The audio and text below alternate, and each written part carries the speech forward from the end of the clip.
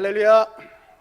복되고 거룩한 주일 예배에 나오신 여러분께 샤론의 꽃 되신 예수 그리스도께서 여러분의 인생을 새롭게 변화시켜 주심으로 말미암아 봄철에 피어나는 우리 주변의 꽃들처럼 아름답고 또한 향기로운 인생이 되어서 사람들과 또 하나님 앞에 기쁨이 되는 존재로 살아가게 되시는 복된 은혜가 나타나는 예배 시간이 되시기를 주님 이름으로 축복합니다. 엊그제 뉴스를 보니까 좀 하우링이 좀 뜨는 것 같은데, 엊그제 뉴스를 보니까 인도에 대한 기사가 나왔는데 현재 인도의 그 인구가 14억입니다. 올해 세계에서 인구가 가장 많은 나라가 이제 중국을 제치고 인도가 됐다라는 이제 그 뉴스가 떴는데, 그랬더니 이제 중국에서 하는 말이 좀 질투가 났나 봐요. 뭐 숫자보다 질이 더 중요하다 그러면서 이제 좀 자존심이 좀 상했나 봅니다. 이제 그래서 이 인도라는 나라가 정말 잠재력이 엄청나고 무궁무진한 나라인데, 우리나라 기업들도 이제 앞다퉈서 지금 인도로 진출을 하고 있는 상황입니다. 물론 여러분, 인도가 무궁무진한 성장을 하고 있는 나라인 것은 분명하지만, 그럼에도 불구하고 이 인도라는 나라의 앞으로의 이 발전에 저해를 하는 중요한 암초가 있습니다. 그게 뭐냐면 여러분, 이제 그 카스트라고 하는 신분 제도입니다. 여러분 아마 한번 들어보셨을 거예요.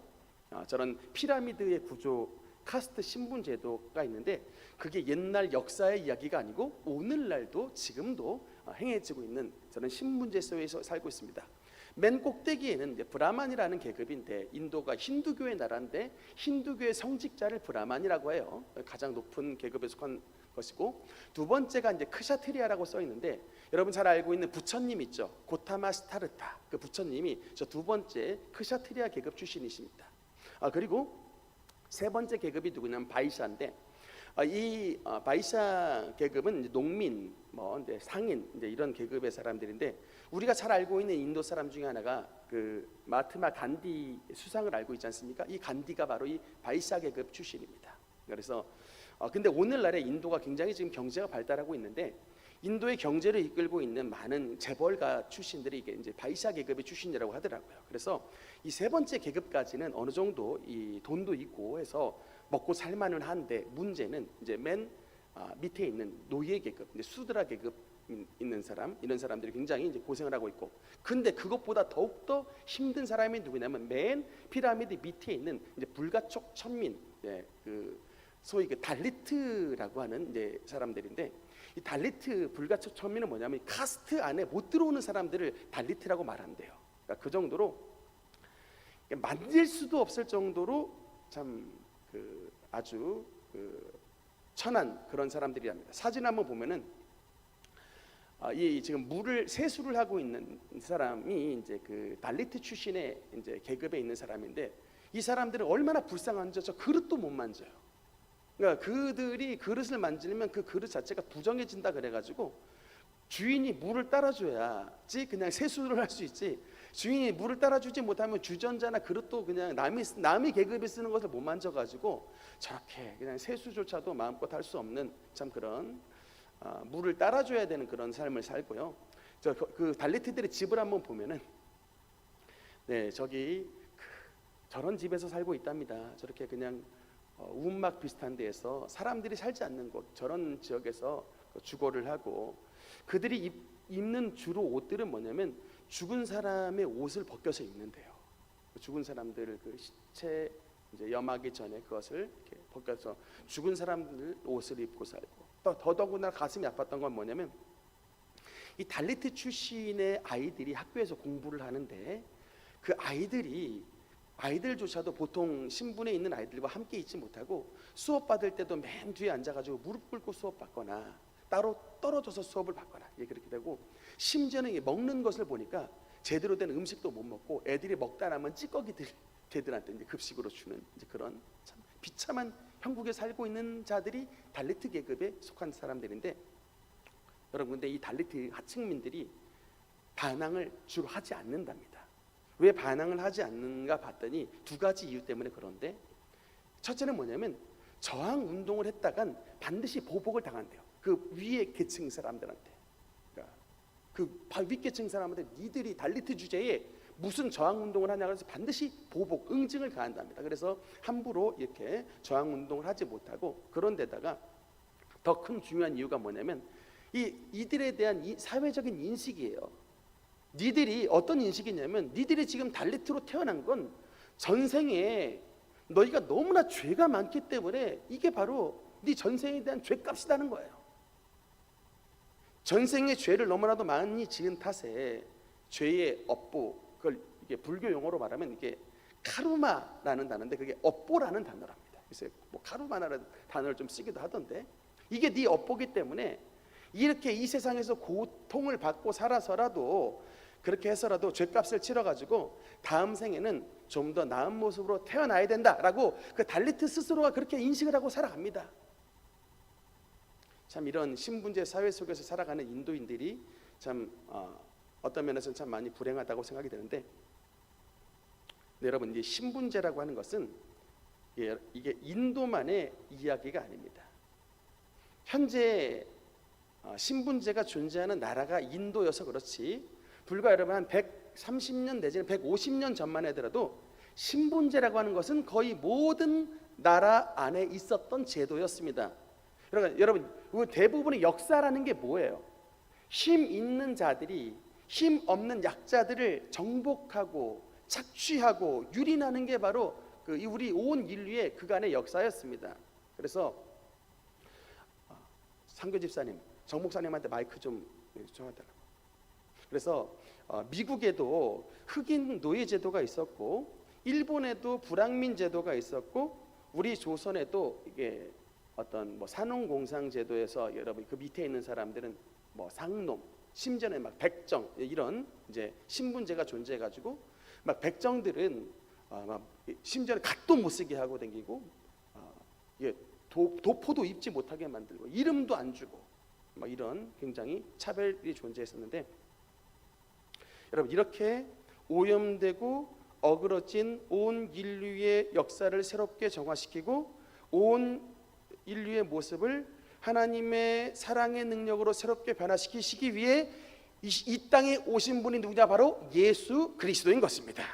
여러분, 그래서 이제 오늘 주님의 생의 목적을 단적으로 보여준 사건이 바로 오늘 본문의 이제 세족식 사건인데, 오늘 예수 그리스도께서 세족식 사건, 즉 제자들의 발을 씻기시는 이런 세족식의 모습을 통해 하나님의 말씀의 교훈을 여러분과 함께 나누겠습니다. 먼저 예수님께서는 왜 제자들의 발을 씻기셨느냐? 여러분 요한복음 13장 4절 5절 말씀 우리 한번 같이 읽겠습니다. 시작. 저녁 잡수시던 자리에서 일어나 겉옷을 벗고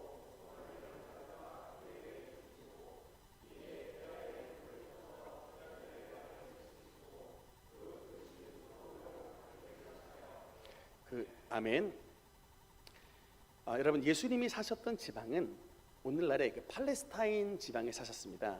그곳 날씨가 어떠냐면 우리 대한민국처럼 이렇게 좋은 날씨가 아니라 아주 덥고 또 매우 건조한 날씨의 나라입니다. 그래서 자연히 물이 엄청나게 귀하고요. 그러다 보니까 이게 건조한 나라의 특징이 뭐냐면 그 지방에 이게 먼지가 굉장히 많다라는 것입니다. 근데 그곳 사람들의 여러분 그 신발을 보면 우리 옛날에 조선 사람들은 신발을 이게 고무신 같은 신을 신었는데 그 팔레스타인 지방 사람들은 샌들을 신었답니다. 근데 주로 샌들을 신고 다녔는데 그마저도 돈이 없거나 또는 이제 노예들처럼 신분이 낮은 사람들은 맨발로 다니는 거예요. 근데 이제 집에 외출하고 갔다가 집에 돌아왔을 때 그 막 먼지나 오물이 묻은 그런 발로서 집안에 돌아다니게 되면 집안이 어지럽고 또 위생이 안 좋으니까, 그래서 모든 집안에서 여러분 식사를 초대할 때에 제일 먼저 하는 일이 뭐냐면 그 집안의 손님에게 발을 씻어주는 역할을 했던 게 여러분 당시에 곧 이 팔레스타인 지방에서 있었던 풍습이었습니다. 근데 중요한 것은 손님들의 발을 씻기는 그 발 씻기는 역할을 유대 사회에서는 누가 했냐면 종들이 하는데, 이 종들도 사실 계급이 여러 가지가 있었습니다. 근데 이 남들의 발을 씻기는 이 일은 종들 가운데서도 둘로스라고 불리는 가장 최하층 제일 밑에 있는 노예들이 하는 일이 바로 그 손님 이제 발을 씻기는 그런 역할을 했었습니다. 근데 그 이런 상황 가운데서 예수님께서 지금 이제 대야에 물을 떠가지고 제자들의 발을 씻기는 이런 모습을 했을 때 여러분 제자들의 반응이 어땠을까요? 제자들의 반응이 너무나도 깜짝 놀란 거예요. 아니 지금 우리 예수님이 선생님이시고 온 세상의 주인이시고 지금 장차 예루살렘의 왕이 되실 분인데 저렇게 지극히 높으신 분이 지금 대야에 물을 떠와가지고 이 물 떠오는 일도 하인들이 하는 건데 직접 주님이 물을 떠와가지고 겉옷을 벗고 이게 다 종들이 하는 모습입니다. 옷을 벗고 수건을 매서 다 이렇게 일일이 발을 닦으시는 이런 모습. 당시에 하인들, 특별히 둘로스들이 했던 일을 우리 예수님이 지금 하고 있으니까 얼마나 제자들이 충격을 받았겠습니까? 더더군다나 여러분 제자들의 관심사가 뭐냐면요. 오늘 누가복음 9장 46절에 보면 제자들이 언제나 관심사가 있습니다. 한번 같이 읽겠습니다. 시작. 제자 중에서 누가 크냐 하는 변론이 일어나니. 아멘. 여러분 성경에서 제자들이 싸운 이야기가 나오는데 주제는 한 가지예요. 우리 중에 누가 크냐. 그러니까 이게 키가 크냐가 아니고 우리 중에 누가 덩치가 크냐 문제가 아니라 우리 중에 누가 제일 잘났냐 이거예요. 우리 제자가 12인데 우리 중에 서열 1위, 서열 탑이 누구냐, 탑 3가 누구냐, 서열 말단이 누구냐를 항상 제자들이 그 부분에서 가장 관심을 가졌는데 서로 동의가 안 되는 거예요. 베드로는 내가 수제자라고 우겼겠지만 예를 들어 마태는 뭐라고 말했겠습니까? 내가 제일 계산 잘해, 내가 제일 수학 제일 잘하는 사람이야. 자기의 기준으로 맨날 이렇게 말을 서로 이렇게 주장을 하는 부분이 달라가지고 예수님의 12제자들도 모였다고 하면 싸우는데 그 싸움의 주제는 누가 크냐라는 거예요. 여러분 사실 우리 교회 안에서도 예수님을 믿는 사람들이지만 사실 이 마음속에 은근한 경쟁심들이 있습니다. 우리 교회는 뭐 큰 교회가 아니니까 그런 일이 없습니다만 뭐 저기 조금만 큰 교회가 가도 우리 장로님들 가운데 서열 1위 장로님은 누굴까? 이런 게 이게 관심사예요. 우리 권사님들 가운데 제일 탑 권사님이 누굴까? 이런 게도 관심사가 있습니다. 여러분 뭐 장로님과 권사님들의 이야기만 아니라 이게 제가 얼마 전에 온누리교회 이재훈 목사님의 설교를 들으니까 이게 목사님들도 그런 게 있더라고요. 온누리교회 이재훈 목사님이 원래 온누리교회를 설립하셨던 하용조 목사님의 그 비서 목사였다는데 비서로 있다 보니까 목사님들이 있었던 여러 에피소드들을 많이 알고 있는데 하루는 어떤 부목사님이 막 씩씩거리면서 담임 목사님을 찾아왔다는 거예요. 이제 하용조 목사님한테. 그래서 무슨 일로 왔는가라고 물어봤더니 얼굴이 좀 이렇게 상기돼 가지고 올라왔는데 아마 목사님한테 조금 불만이 있었던 겁니다. 온누리 교회는 대형 교회다 보니까 부목사도 굉장히 좀 맞는 교구도 막 크고 그런데 어떤 교구는 막 큰 교구도 있고 어떤 교구는 좀 조그만 교구도 있다 보니까 약간 이게 능력에 따라서 좀 배치가 좀 다른가 봐요. 근데 그날 올라왔던 항의하러 올라왔던 부목사님이 자기의 생각에는 더 좀 큰 교구를 맡아가지고 막 좀 하고 싶은데 담임 목사님이 그렇게 주지를 않으니까 막 목사님 저도 이래봬도 좋은 대학 나왔고 저 이래봬도 참 능력이 있는 사람인데 왜 저에게는 자꾸 이런 자리만 물려주시고 왜 저를 이렇게 좀 사용하지 않으십니까? 라고 이렇게 항의차 왔더니 그때 하용조 목사님이 씩 웃으면서 딱 그 목사님한테 쳐다보면서 하는 말이 목사님 그건요 당신 입에서 나올 얘기가 아니라 당신이 맡은 교구 성도님들의 입에서 나와야 되는 이야기입니다 라는 얘기를 하신대요. 그러니까 내가 잘났다는 말은 내 입으로 나와서는 안 되는 얘기고 당신이 맡아서 있는 그런 교구의 성도님들의 입에서 나와야 된다라는 얘기를 하셨을 때 저도 무릎을 탁 쳤습니다. 그러니까 내가 잘났다고 내 입으로 스스로 말하는 사람 치고 잘난 사람이 없다는 것이죠. 잘난 사람이면 진짜 주변 사람들이 다 인정해줘야 진짜 잘난 사람이라고 얘기를 하는데 목사님들조차도 그런 일들이 많이 있더라라고 하는 것입니다. 참 우리가 여러분 세상은 서열 싸움이에요. 여러분 가끔 요새 유명한 프로그램이 뭐냐면 오디션 프로예요. 여러분 뭐 미스터 트롯, 미스 트롯 이런 거 보십니까? 여러분 그 재미가 뭐예요?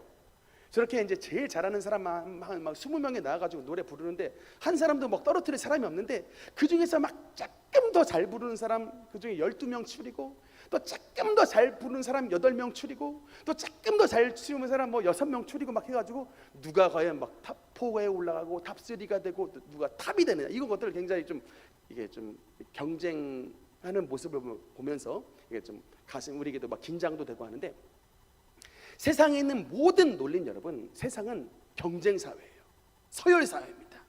그러니까 우리도 그런 세상 속에 살다 보니까 교회 안에서도 이런 서열 의식과 경쟁 의식들이 있고, 그래서 위에 올라가려고 하는 이런 높은 마음들이 있는데, 여러분 이게 이제 세상 사람들의 마음이고, 그래서 여러분 세상은 약육강식입니다. 힘이 있으면 그냥 밑에 사람들 잡아먹는 게 세상의 논리예요. 그런데 그런 논리들이 교회 안에서도 들어오는데, 예수님께서 이제 딱 도장을 찍으신 거예요. 적어도 세상은 그렇게 살지만 예수님을 믿는 사람은 예수님처럼 남의 발을 씻어주는 자가 되어야 된다. 그 예수님께서 오늘 보여주신 이런 참된 겸손함과 참된 낮아짐의 삶을 통해서 하나님의 복음이 비춰지는 것은 서열 사회가 아니라, 이런 카스트, 달리트 제도의 이런 사회가 아니라, 예수님을 모든 믿는 사람들은 진짜 높은 사람들이 남을 섬겨주는 그런 인생을 살아가는 참된 모범이 주님의 세족식 가운데 나타나게 됐다는 사실을 믿으시기 바랍니다. 여러분, 그래서 예수님은 정말 우리에게 말씀하셨을 때, 하나님의 아들 독생성자 예수 그리스도께서 우리에게 세족식으로만 말씀해 주신 것이 아니라, 주님은 친히 주님께서 십자가에 달려주심으로 말미암아 온 인류 가운데 가장 낮아짐의 모습을 보이셨습니다. 사실은 잠깐 한번 발 씻겨주는 것은 어려운 일이 아닙니다. 제자들의 발 씻겨주는 것, 그건 주님께서 낮아지고 섬김의 본을 보여주신 것, 물론 그 자체도 어렵지만 그보다도 진짜 어려운 것은 예수님이 가장 낮아짐의 위치에 서 계신 거예요. 그 사건이 어디 나타났습니까? 예수 그리스도의 갈보리 십자가입니다. 주님께서 본을 보여주신 주님이 진짜 온 인류의 죄를 위하여 갈보리 십자가에서 몸을 내어 맡겼습니다. 가장 수치의 자리, 가장 그야말로 아픔의 자리, 가장 모욕의 자리, 가장 통증의 자리, 가장 저주의 자리인 십자가에 주님께서 자신의 몸을 달리심으로 말미암아 우리에게 무엇을 보여주셨느냐? 하나님의 아버지의 크신 사랑과 주님의 겸손의 은혜를 우리에게 증거로 보여주신 것입니다. 빌립보서 2장의 말씀에 보면, 같이 읽겠습니다. 시작. 사람의 모양으로 나타나사 자기를 낮추시고 죽기까지 복종하셨으니 곧 십자가에 죽으심이라. 아멘. 여러분, 예수님께서 주님의 우리를 위한 사랑의 모습, 주님께서 그 십자가에서 저와 여러분을 위해 십자가의 몸을 맡기셨는데, 그것이 가능했던 이유는 뭐냐면 우리를 그만큼 사랑하셨기 때문에 그래요. 여러분, 제가 얼마 전에 간증을 하나 들었는데, 고속터미널에 가다 보면 노숙자 어르신들이 가끔 있으시대요. 노숙자 어르신들이 왜 고속터미널에, 강남 고속터미널에 왜 있는가 하니, 자식들이 그 강남 터미널에 부모님들을 버리고 가버렸다는 거예요. 그래서 그냥 부모님이 버리고 가서 이 역에서 그야말로 노숙자 부모님이 돼버린 그런 신세가 됐는데, 희한하게도 그 노숙자 신세가 된 부모님께 당신의 아들, 당신의 딸내미가 이름이 뭐냐고 물어보면 그 부모님이 말을 안 한대요. 전부 다 자기를 버리고 갔던 아들, 딸내미의 이름을 말하는 부모님이 없이 그냥 막 치매 걸린 그런 노인의 흉내를 내버린답니다. 정신이 없어버린 그런 노인들의 흉내를 낸대요. 그리고 이게 왜 그렇게 할까요? 자기를 이 고속터미널에 버린 아들과 딸이어도, 이 아들이어도 내 아들이고 내 딸이기 때문에 그들에게 해를 가하고 싶지 않은 거예요. 그게 부모님의 마음입니다. 저 같으면 안 걸어버릴 것 같아요. 저 같으면 그냥 신고해버릴 것 같은데, 이 부모님의 마음은 그게 아닌가 봅니다. 나를 지금 이 모양 노숙자 신세로 만들어 놓은 그 심한 아들이고 딸내미라 할지라도, 그 아들이고 딸이어도 내 아들이고 딸이니 그들의 신상에 어떤 해가 가하고 싶지 않으니까 차라리 치매 걸린 노인의 취급을 받아가면서까지도 그런 얘기를 하지 않는다는 거예요. 이게 바로 여러분 사랑의 힘입니다. 여러분, 예수 그리스도께서 어떻게 그 수치와 그 모욕과 그 아픔의 십자가를 감당하셨는가? 다른 게 아니에요. 그 모욕과 수치의 십자가를 지실 정도로 저와 여러분을 사랑하셔서 그렇습니다. 여러분, 낮아짐, 사랑의 능력만으로 가능합니다. 그 성도를 사랑하고 그 성도를 진짜 가족으로 여겨야 우리가 여러분 낮아지고 여러분, 내가 그 사람을 위해서 헌신하고 희생하는 것이 사랑의 능력으로만이 가능한 것입니다. 그래서 여러분, 오늘날 교회가 힘을 잃어가는 것은 바로 다른 게 아닌 것 같아요. 오늘날 여러분, 왜 교회가 욕을 먹습니까? 다른 게 아니에요. 여러분, 다른 사람 이야기할 게 없습니다. 지금 내 마음의 주소에 과연 예수 그리스도의 십자가의 사랑이 지금 내 마음 가운데 여전히 살아있느냐, 즉 주님께서 십자가에서 주신 그 사랑의 생명의 능력이 나에게도 정말 0.1%라도 살아있어서 남에게 그 사랑을 나눠줄 수 있는 이런 사랑의 능력이 나에게도 남아있느냐의 물음이 우리에게 나타나야 되는 거예요. 그런 사랑의 능력이 메말라 버리니까 교회는 다니는데 세상과 다를 바가 없는 거예요. 여전히 교회에서도 서열을 따지고 여전히 교회에서도 높아지게 되고. 여러분, 진짜 교회 안에서도 제대로 된 진짜 여러분 존경받는 교회가 되기 위해서는 정말 사회적으로 지위가 높을수록 또 여러분 많은 물질을 가졌을수록 많이 공부하셨을수록 그분이 더 낮아지고 그분이 더 목소리가 작고 그분이 더 낮은 자리에서 섬기는 그런 사람들이 정말로 많이 세워지는 그런 교회가 된다면 교회는 진짜 초대교회 영성을 가진 교회입니다. 우리 능력교회가 그런 모습이 되어야 됩니다.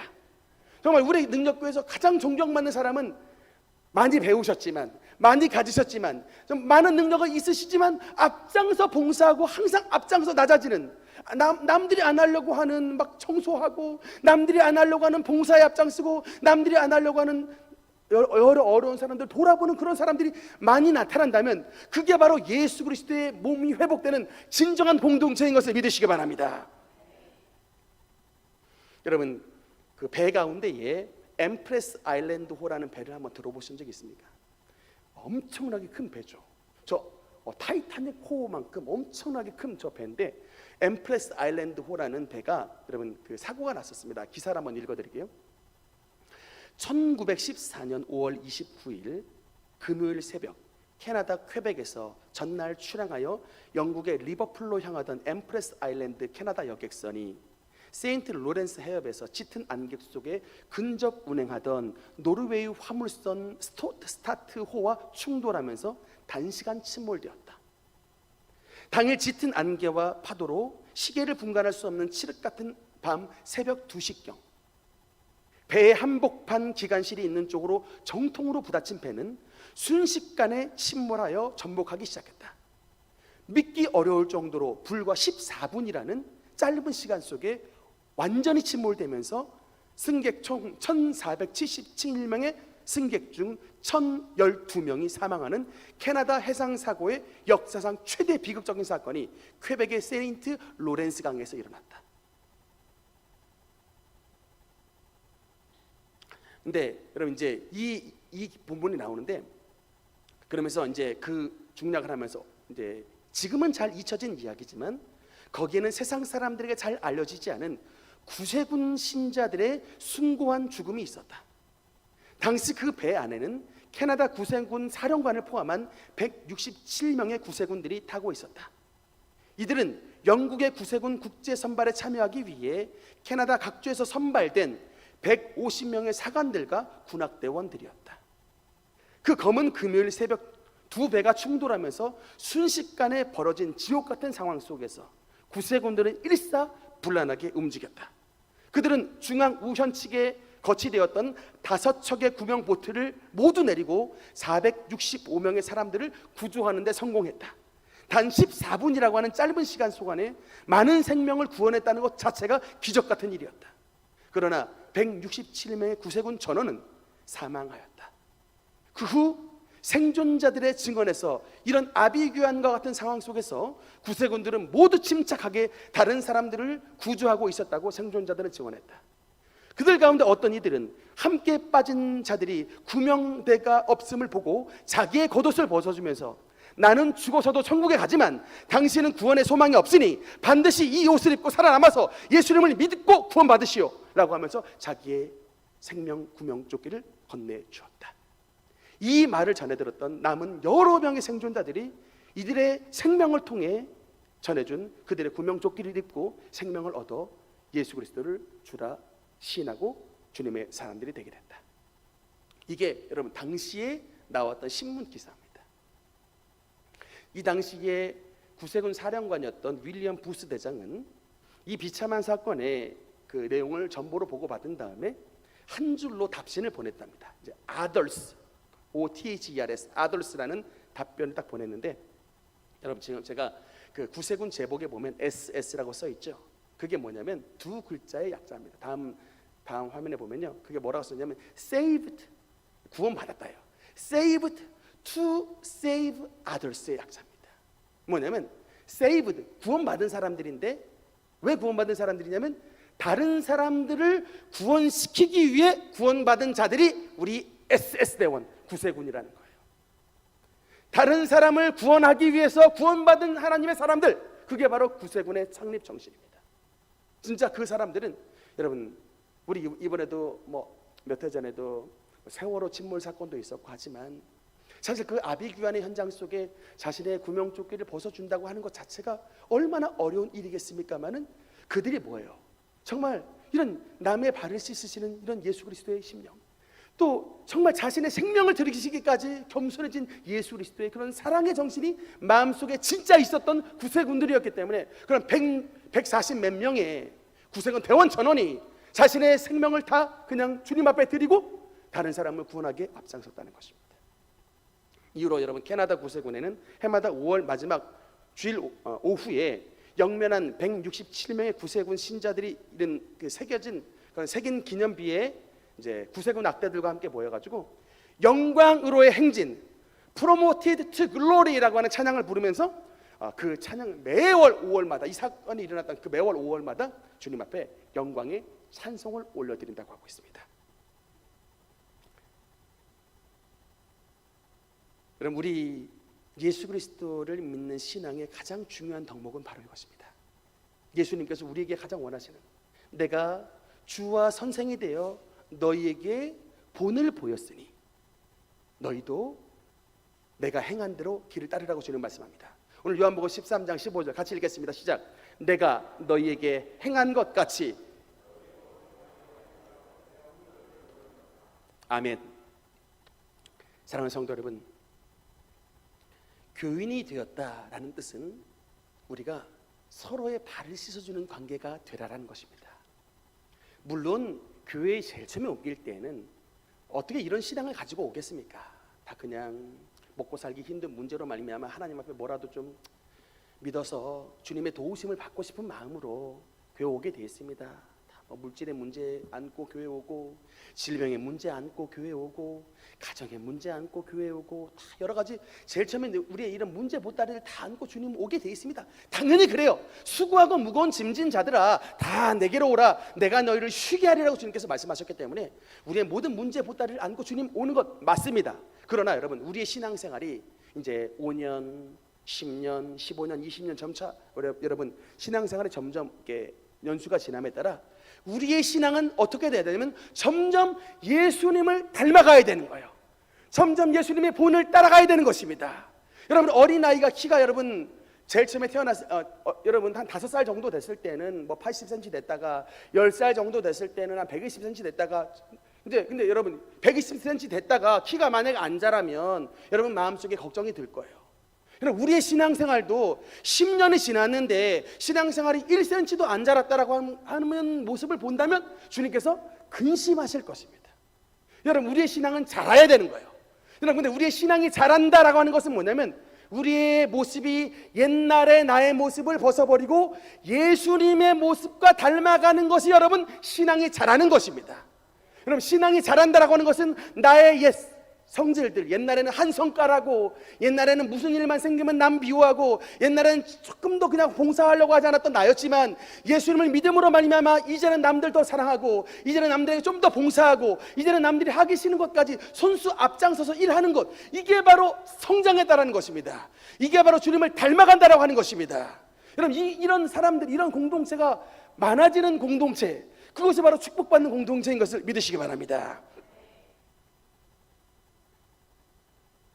교인이 되었다라고 하는 것, 우리가 서로의 발을 씻어주는 것입니다. 여러분, 이 말은 뭐냐면 기본적으로 발을 씻어준다라는 것은 아까 예수님의 자세처럼 겸손하다라는 그런 측면도 있지만, 한 가지 더 중요한 측면은 뭐냐면 발을 씻어준다라는 것은 여러분 냄새를 제거해 주는 거예요. 깨끗하게 만들어주는 것입니다. 여러분, 그래서 우리가 발을 씻어준다는 것은 남의 허물을 덮어준다는 거예요. 한 가지 더 적극적으로 말하면 그 사람의 죄를 내가 도리어 그 죄를 뒤집어 쓰고, 내가 그 사람의 죄짐을 내가 나에게로 갖고 올 정도로 그 죄짐을 나누어진다는 거예요. 나의 수고를 통해서 그 사람의 발에 나는 냄새가 제거되고, 그 사람의 발에 있는 더러움, 부정한 것들이 정결케 되는 역사가 나타난다는 거예요. 여러분, 솔직히 말해서 내 한 몸 가누기 어렵습니다. 이 세상 속에 살아갈 때 나 하나 예수님 바로 믿기 어렵고, 나 하나 죄짐도 무거운데 우리가 서로를 발을 씻어준다 라고 하는 것은 뭡니까? 기본적으로 내가 그만큼 온 나의 삶이 복음으로 뭉쳐 있어야만 이런 일이 가능한 거예요. 오늘 우리 성도님 생각을 하면서 교회에서 그 얼굴을 봤더니 참 얼굴이 어둡던데 마음속에 무슨 근심이 있는 것은 아닐까?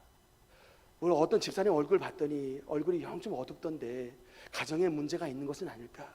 내가 오늘 말씀처럼 주님께서 발을 씻어주는 게 서로 옳다고 했는데 그 어려움을 내가 감당해 주는 것이 옳지 않을까? 이렇게 성도를 생각하는 것.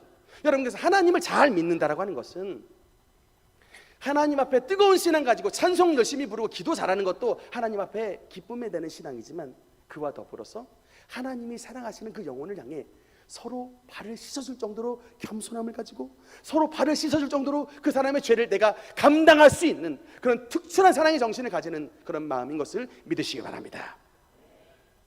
말씀의 결론을 맺겠습니다. 여러분, 그 사진에 보면 그 미국 선교사님의 사진이 있는데, 이분이 에비슨이라고 하는 선교사님이십니다. 여러분, 혹시 이 에비슨 이름 들어보셨습니까? 아마도 세브란스 병원을 속속들이 찾아보고 보시면 두 번째로 나오는 정신의 주인공이 에비슨이에요. 첫 번째는 알렌, 두 번째는 에비슨, 세 번째는 세브란스. 이 이름이 세 명의 이름이 써 있는데, 알렌 선교사님은 세브란스 병원 죄중을 만드신 창립자시기 때문에 첫 번째로 이름이 돼 있고, 그 뒤를 이어서 에비슨이 써 있는데, 여러분, 저 에비슨이 누구냐면 고종 황제의 주치입니다. 근데 여러분, 저 에비슨이 유명한 이유가 뭔지 아십니까? 저 고종 황제의 주치가 누구를 치료했냐면 백정 박성춘을 치료해주는, 여러분, 백정을 치료했어요.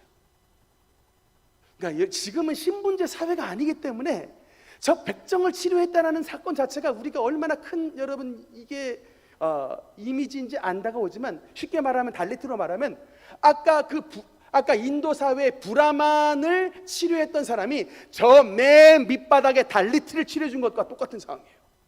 네, 이때 황실이 난리가 났습니다. 아니, 고종 황제의 주치가 어떻게 저 부정하고 저 천한 저 백정을 치유할 수가 있느냐? 왕실에서 난리가 났습니다. 근데 여러분, 에비슨이 어떻게 한 줄 아십니까?